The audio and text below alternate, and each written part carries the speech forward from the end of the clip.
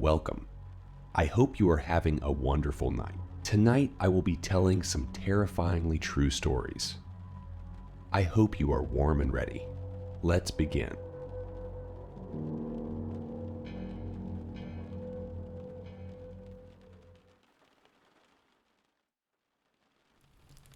When I was a child, I had a friend named Lucy. She was a neighborhood girl who would come over to my grandmother's house, where I lived at the time. There was a park by my house that had a deep creek next to it, and since I couldn't swim, we always had to have an adult with us when near the creek. Lucy was always a toxic friend, but I didn't know it at the time. She would threaten to stop being friends with me or stop talking to me if I didn't do what she wanted. She would also say that she deserved my toys, my family, and my friends more than I did. I didn't mind this, as I had a hard time making friends. And Lucy was one of my only friends. One night, Lucy came over and said she was bored and wanted to go to the park. I told her that my family was in the backyard and we had to have an adult with us to go. But she said she would leave and never come back if I didn't go to the park with her. I followed her and we went to the park. She walked right past the playground equipment to the creek, and I asked her what she was doing. She said she wanted to swim, and I told her I couldn't swim. That's when she called me a string of hurtful names, including weak, stupid, and an awful friend. This really hurt my 5-year-old self, so I started crying. But this made her even angrier, and she told me something I'll never forget. You're an awful child. Your family deserved me, and not you. I was so confused and sad that I just ran home. I never saw her again, and I just thought she was so angry she really never spoke to me again. Now, about a year ago, my family was talking about my many imaginary friends, and my mom said my friend Lucy really creeped her out because she was supposed to have a daughter before me, who they wanted to name Lucy. My mother had a miscarriage, and Lucy was never born. This is a real-life, 100 story that happened to me. In 2003, I had met a guy that said he would take me on adventures and make my life exciting. Little did I know that the safe world I had grown up with was about to get shattered. I lived in a small town and had never really traveled outside of my state. Never experienced life in a way that others would. We were kind of sheltered from the big crime and other things that have been happening over the countryside. So my, now ex, decided to take me on a journey of being an over-the-road truck driver. In a lot of cases, this was a great experience there, where a lot of fun times and I got to see most of the US. But trucking life is hard, and being on the road 24/7 isn't easy. Being cooped up in a small truck with someone for that long will cause anyone to become mad. Life on the road is much different now than it was when I was trucking. People now have advancement in technology and the ability to binge watch your favorite YouTube channel, surf the web, or play games on your phone to keep yourself occupied.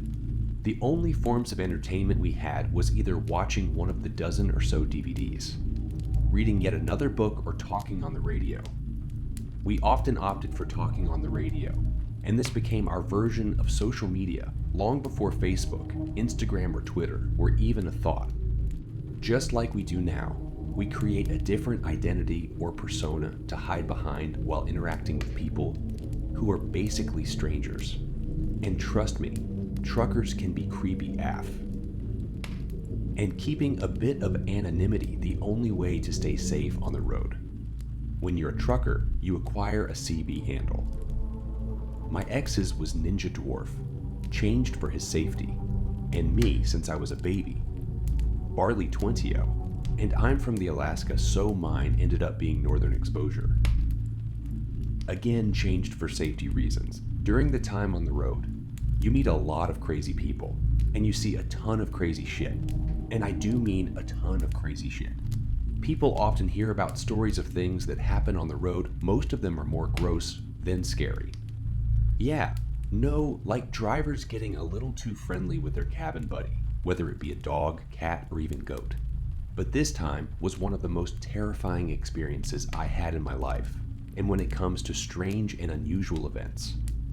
My life is full of them. Have you ever gotten the heebie-jeebies from someone's voice? Like flat out. Scared to talk to someone. A voice that makes you think that the person on the other line is not all there. That was this guy.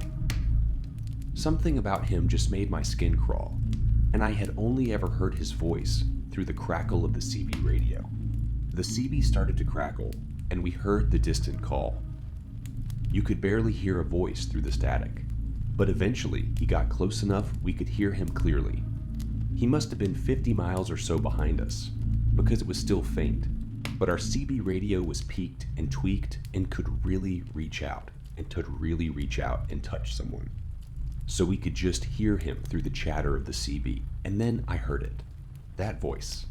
It's hard to explain, but the best way I could now describe it would be like how Heath Ledger talks as Joker in the Batman movie.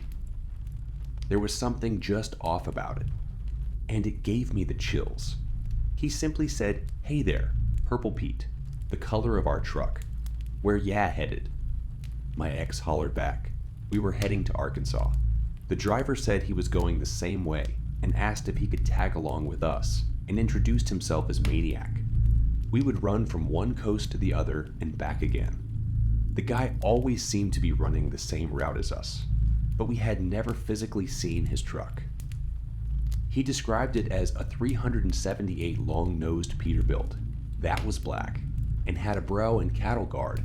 According to him, he ran dry box from California to Florida, which explained why he always seemed to be either coming or going on the I-10.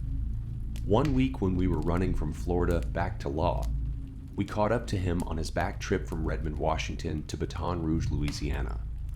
He told us he would meet up with us in Nevada when we did our trip back, because by that time we would have ran out of hours and needed to take a rest. We said sure, even though I totally didn't want to meet this guy. My ex had become friends with him, so we gave him an ETA on when we would be back in the area and what truck stop we would be at, and told him we would meet up for a meal with him. This was really before the idea of having a cell phone for anything other than emergencies, so it wasn't like we could just call him when we were going to be in the area. He agreed, and we parted ways. My ex continued talking to him until the radios would no longer reach. We had finished our load and were heading back to Las Vegas, to the truck stop we agreed on, and waited. Las Vegas is a shady place for truckers in general. Lots of crime, lots of bad stuff happens. So we waited in the truck. Finally, we got bored and ventured into the truck stop for a bit. We waited and eventually killed enough time where we could take another load, so we headed out, never actually meeting up with him in Nevada, but a few months later, we ran into him in Oklahoma. We had heard some chatter on the radio about these lot lizards, truck stop hookers, getting brutally murdered at truck stops in Texas, Oklahoma, Arkansas, Mississippi, Louisiana, and Tennessee, but chalked it up to drama on the radio. After all, we had quite literally nothing better to do than to make up truck driver stories. We had kept hearing about it and even brought it up to Maniac, and he just laughed and said it must be one real sick fuck doing it. It must just be a story, because if it was true, they would have caught him already. But he has even left fingerprints or semen at the crime scene. With his bloody and left fingerprints or semen. With his bloody and messy as it was, I bet he wants to get caught. Seemed like a weird thing to say, but he was a very weird guy, so that was totally in character for him. Maniac went his way and we went ours, and after a while, I forgot about the weird comment. Fast forward to a few weeks later, we were in Mississippi, and we hear a familiar voice on the radio. It was Maniac. We had taken a long weekend, because it was Labor Day, and most companies were oak with drivers taking an extra day off. Our plan was make it to this lake out in the middle of nowhere. We were going to drop our trailer and head out bobtail. So we chatted, and he said he was heading to Tennessee, and that he would be heading out the next morning. And so, cutting our much-needed break short and bypassing the weekend at the lake, my ex decided to run with him so that there was someone to talk to. We had gotten into an argument earlier, and I wasn't talking to him, and he absolutely hated the silent treatment. Our load was to deliver in North Carolina in a few days, so being a few hours ahead of the deadline just meant we would be at the top of the line to pick our load back, wine. We left that morning and headed out. The guys decided we would stop in Tennessee and finally, after about 6 months of chatting, meet each other. We weren't afraid to meet up with him, but I was still very on edge. Now I was no slouch. I grew up with 15 boys in the house and was a known fighter. My ex was a bigger dude, standing 6'3" and about 280 Alps. So in theory, we could take him if need be. The only way he could get the best of us was if he had a weapon, which back then was highly illegal to have in the trucks. And if you were caught by, it was jail time, no questions asked. With our company, we had very specific fuel stations we could use to top off. Maniac was an owner-operator, so he could go anywhere. Maniac said he'd already stopped to get fuel and took a shower, but he would drop his trailer and meet us at a Flying J petrol station. That was down the road from where he was, which I believe was a Love's fuel station. So we get ready to fuel up. We showered and got a booth at the restaurant. We waited about 45 minutes before ordering food, and waited and waited. No one ever showed up, and there was no way to contact him. My ex was not a patient man, so we ate and then headed back to our truck. I remember it being dark and humid. It was probably 10 or so. There wasn't much for noise in this truck stop, which was unnerving. A quiet truck stop is a creepy truck stop. We walked across the fuel island to be greeted to shit ton of flashing lights. It's not uncommon for either lizards to get busted or drivers to get involved in shit they are not supposed to, so we didn't think much of it. Cops and a truck stop go hand in hand, but this was more than just your typical truck stop shenanigans. We passed 12 trucks or so. This was one of the bigger Flying J's, so it could probably fit about 80 truck and trailers if you went all the way back to the dirt. And then you could truce a dozen or so trucks in the dirt lot, which happened to be where our truck was. Now, I'm a curvy girl. Not fat, but I don't look like I belong in a truck stop. I was used to drivers looking at me all creepy like. I always got taunted and harassed for being a lot lizard, even though I was a driver. In fact, there are some truck stops that are not safe to walk in alone. I was walking with my ex, and we weren't holding hands or anything, but it was obvious I was with him. We walked down the road and saw a bobtail truck parked in a full parking spot. I thought it was weird he was in a truck space with no trailer. Typically, bobtail trucks will park at the end of a run and leave the big spaces for trucks with trailers, because that was again another unspoken truck driver rule. We moved by the bobtail truck. It was dark truck, maybe a dark black or blue with a cattle guard and a brow. I don't remember seeing what type of truck it was, just that it was kind of menacing in the dark. Old school trucker code was if you were looking for company, the driver would park and leave his reading red light on to tell lot lizards that the driver was looking for entertainment. The guy was sitting in the passenger seat. He had the red reading light on so I could see his face. It was a little distorted, but he gave me the creepiest smile and then quickly shut his blinds. We were about 6 trucks down from the bobtail. I could see his truck from ours. I remember looking back and seeing the red light sill illuminating the porthole window in the passenger door, and a small slit down the curtain showed a dark spot. He was still watching us. Even with as warm as it was, chills shot up my spine, and I got a very uneasy feeling. My gut wrenched with a sudden feeling of dread. We finally got back to the truck and turned on the CB for our night entertainment, and to see if we could radio Maniac to see what the deal was. The chatter was about all the cops and the ambulance fire truck and Dot. All the commotion was basically across from us, but 2 rows up. People were saying there was a dead lot lizard, and that it was bad. Like gnarly. What gnarly? One driver started trying to explain it, but he was then told that he had to keep his mouth shut by a police officer. Being the nosy people we are, my ex and I jump out of the truck to go investigate. We dodged in and out of the trucks and managed to wiggle our way up to the scene. You know when you hear the phrase, Some things cannot be unseen. The lady, what was left of her, had been tied to the trailer and the truck. Then someone pulled the kingpin, that piece that locks the two together, and let down the landing gear. The driver, who was now sitting in the back of a police car, cuffed. His head hung limp with his forehead on the back of the seat. He was crying, big heavy sobs, and there was vomit on his shirt. We could hear them through the closed door, wailing that he had nothing to do it and praying to God to be forgiven for what he had done.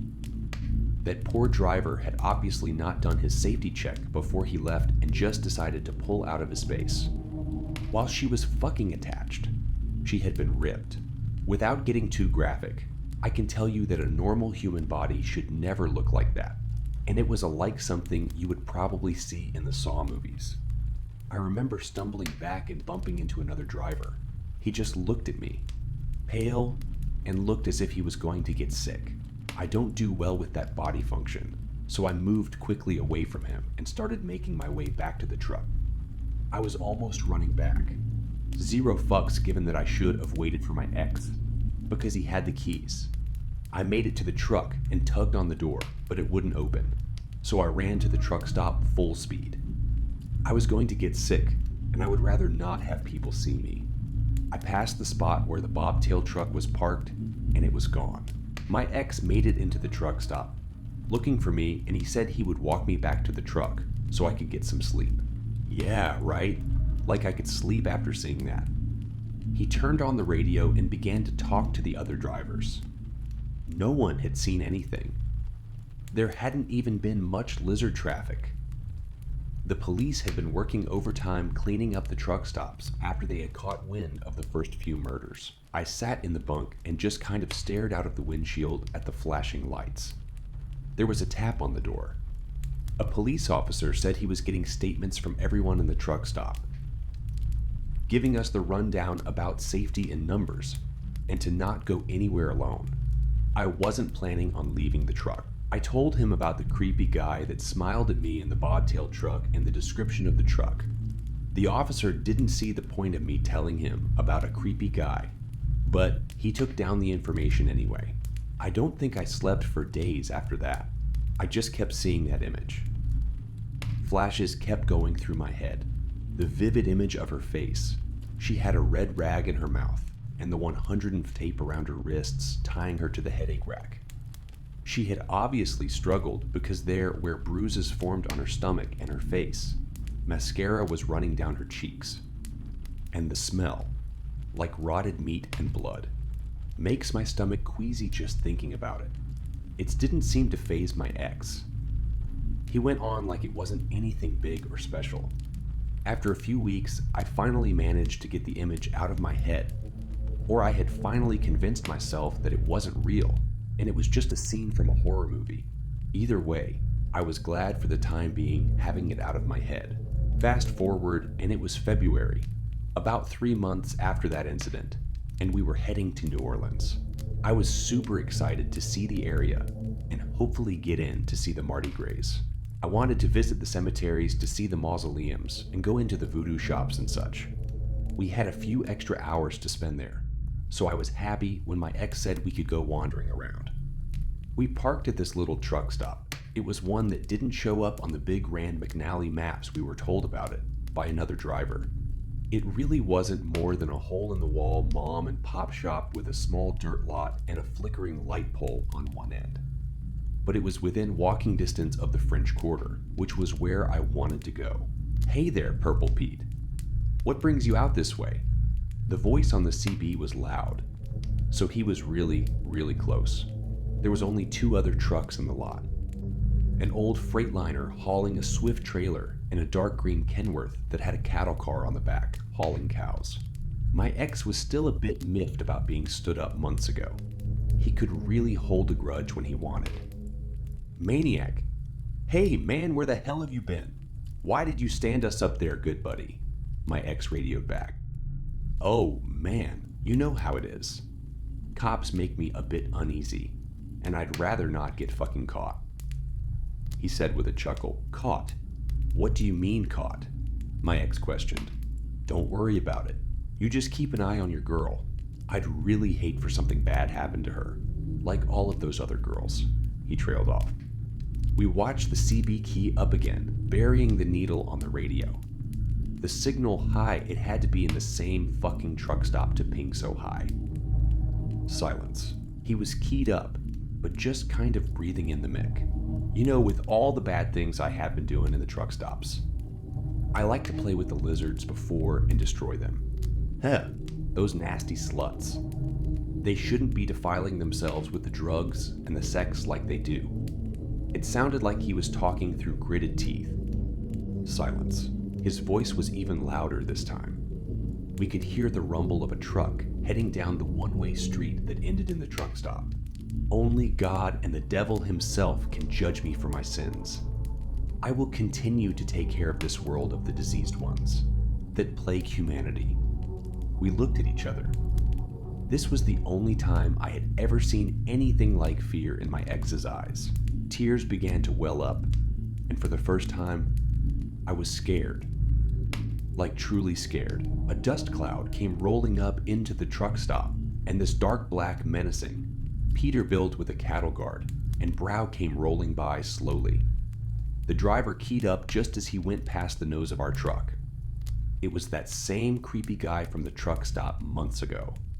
He smiled that fucking disgusting smile at us as he put the mic to his lips. Be safe out there. Ninja Dwarf and Northern Exposure. His Kiwi handle was pinstriped on his driver door.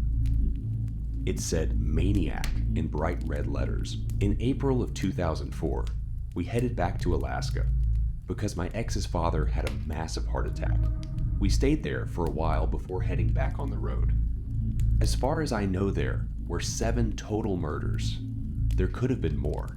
Who knows how long he had actually been ridding the world of its sins. I don't know if the guy was ever caught. I can tell you one thing though. The second time around, I wasn't making friends with anyone on the road, and I always kept a 6 blade on me at all times, just in case I ever ran into Maniac.